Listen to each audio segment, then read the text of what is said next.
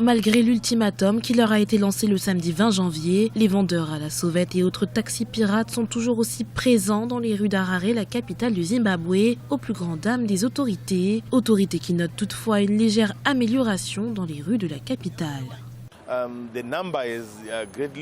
Nous avons constaté des améliorations. Le nombre de travailleurs du secteur informel a considérablement diminué. Ils bafouaient la loi, alors ils attendaient juste l'exécution et maintenant l'application est là.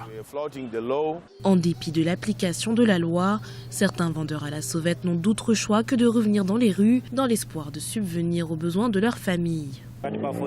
Ils nous ont donné un ultimatum de 48 heures pour quitter les rues, mais nous n'allons nulle part. En fait, c'est nous qui leur donnons 48 heures pour nous trouver un emploi afin que nous arrêtions de vendre dans les rues. Le chômage est au cœur de la vie de ces Zimbabwéens. Plus de 90% de la population zimbabwéenne serait en effet au chômage.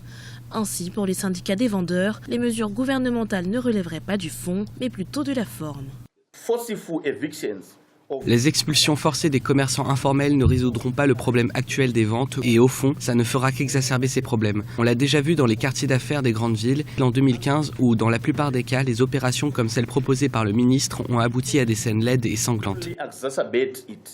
C'est un bras de fer qui s'annonce entre les vendeurs de rue et le gouvernement qui a d'ores et déjà annoncé vouloir faire usage de la force pour déloger ces acteurs économiques opérant dans l'informel, tout en arguant qu'au milieu de la saison des pluies, leurs activités pourraient être à l'origine d'une épidémie de choléra.